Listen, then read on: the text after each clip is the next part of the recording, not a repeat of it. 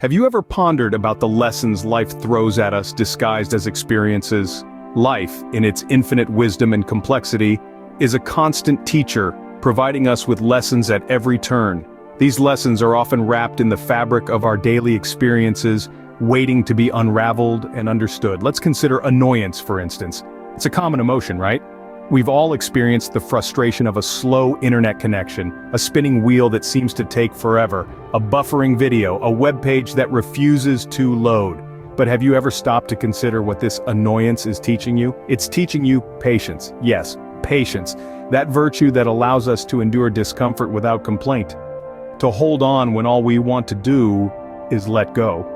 The slow internet connection isn't just an inconvenience, it's a lesson in patience. A reminder of our capacity to endure and adapt. So the next time your internet slows down, remember, it's just a lesson in patience waiting to be learned. Do you feel lost when someone leaves you all alone? It's natural to feel a sense of abandonment, an emptiness that seems to consume you. But here's a perspective shift. Consider these moments as opportunities to reclaim your autonomy. Think of a fledgling bird, teetering on the edge of its nest, peering at the world below. The mother bird one day stops returning to the nest, leaving the fledgling seemingly alone. Yet this is not abandonment, but a nudge towards autonomy. The fledgling must take that leap, spread its wings, and learn to fly. Similarly, when someone steps back from your life, it's not abandonment. It's your moment to spread your wings. It's the universe nudging you towards self-reliance, independence, and personal growth. So, the next time you feel abandoned, don't despair. Instead, see it as an opportunity. Remember, it's your chance to spread your wings and reclaim your autonomy. Does anger consume you when someone wrongs you? Imagine it as a volcano, simmering, building until it finally explodes, spewing destructive lava of resentment and bitterness. Yet, within this fiery metaphor lies a transformative lesson.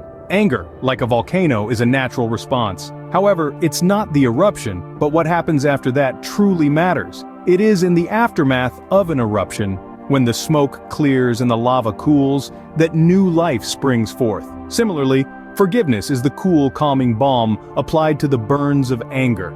It fosters healing, blooms compassion, and regenerates the landscape of our hearts, scarred by resentment.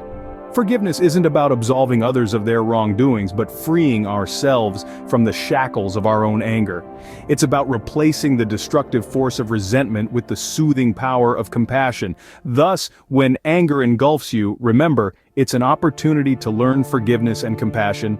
Do you find yourself judging others or hating them for their actions?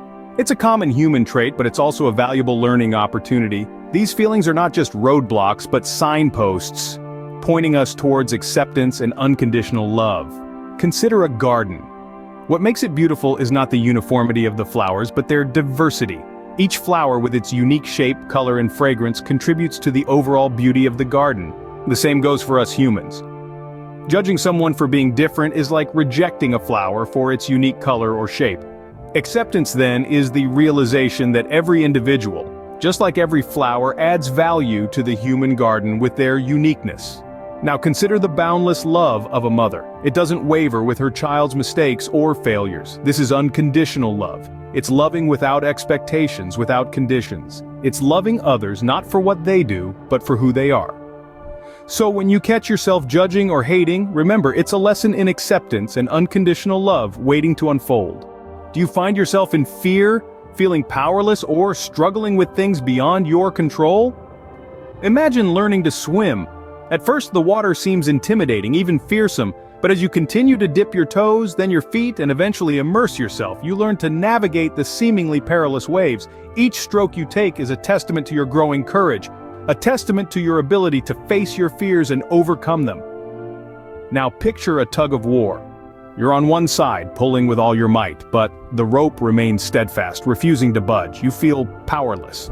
But what if you could harness the strength of your opponents, use their power to your advantage?